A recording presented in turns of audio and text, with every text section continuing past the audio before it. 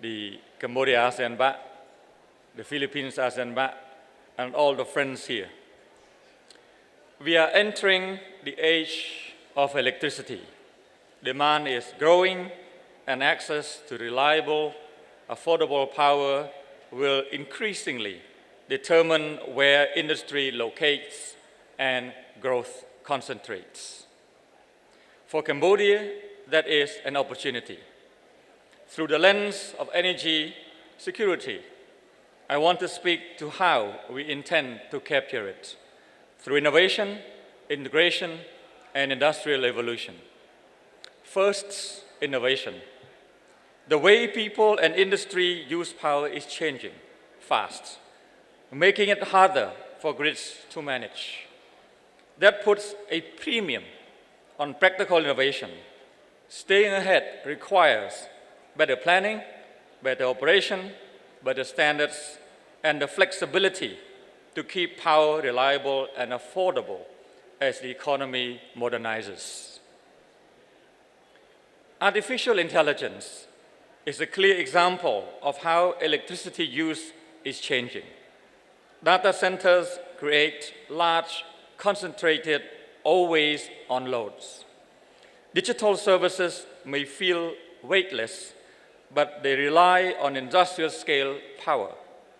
Across Southeast Asia, data center demand is expected to more than double by 2030 as AI and cloud adoption accelerates. Cambodia faces its own demand shifts. Air conditioning rises as incomes and temperature rise. Transport is also beginning to electrify. EV uptake is growing from a lower base, and we are planning up to $10 million in additional financing in new investment to expand charging infrastructure ahead of that demand. To support this, the Ministry of Mines and Energy will be launching a single national platform for locating and paying for EV charging. Across all providers, the goal is to build a digital layer alongside the physical infrastructure. Managing higher shares of renewable energy creates its own innovation challenge.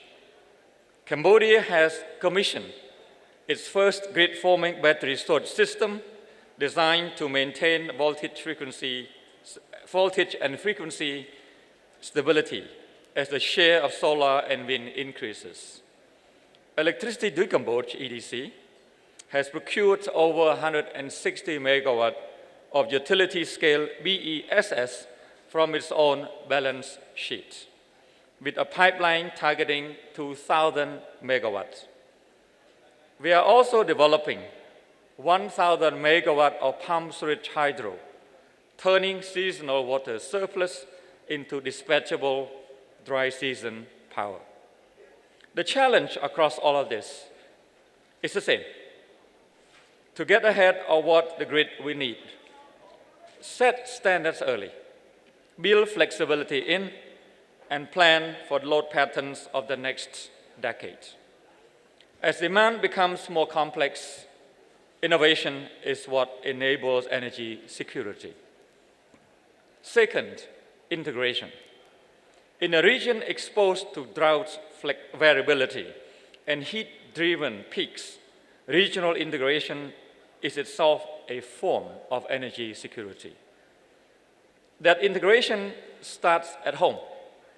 Cambodia is upgrading infrastructure to reduce energy risk and improve performance through maintenance, outage management, and peak demand, so we can connect with confidence and share flexibilities across the region. As the ASEAN Power Grid enters a more focused phase, the next frontier is implementation. And I'm happy to be joined today by the Executive Director of the ASEAN Center of Energy, who is tasked with the responsibility to develop frameworks for subsea cable study in terms of reference for ASEAN interconnection. So thank you. Good to see you here.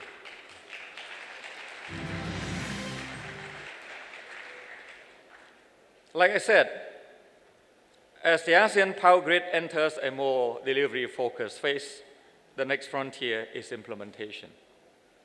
New power corridors, subsea interconnections, and the operating arrangements needed to move electricity securely across borders. We support this because interconnection allows ASEAN to share renewable electricity more efficiently, managing the variability across a wider footprint, and strengthen system stability as the region decarbonizes. Finally, industrial evolution means attracting higher value industry while keeping energy supply dependable and cost competitive. Cambodia is improving reliability through grid expansion, high voltage lines, substations, and stronger distributions. Our supply base is also becoming cleaner. In 2025, renewables are accounted for 63% of grid-connected capacity, rising to 67% under our 2026 plan, driven largely by solar, scaling to around 1.9 gigawatt.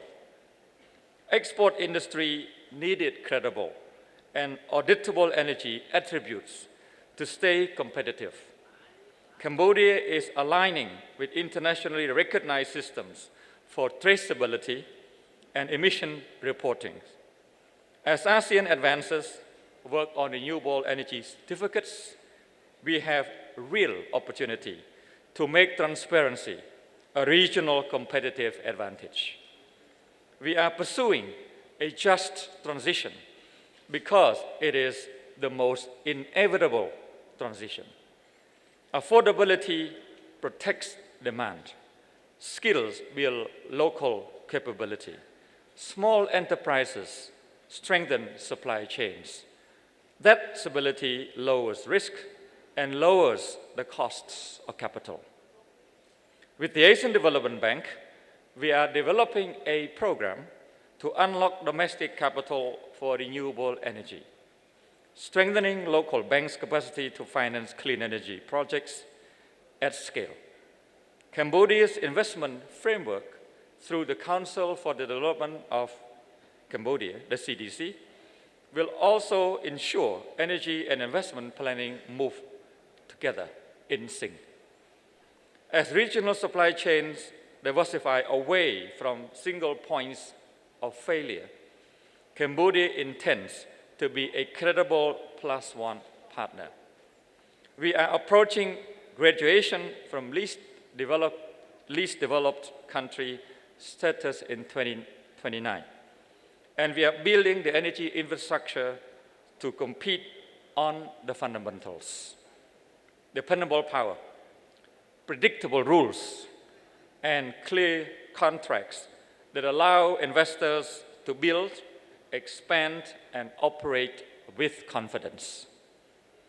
We look forward to continuing to work with investors, developers, multilaterals, and technology partners to build on the enabling systems that make energy reliability possible.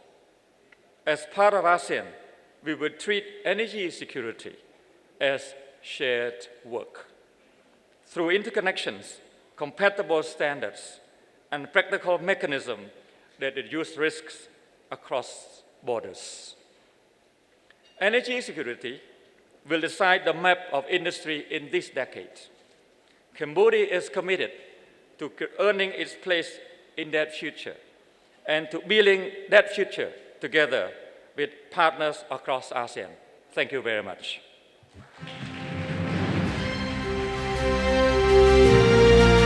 Thank you very much, Your Excellency Kayo Rottanak.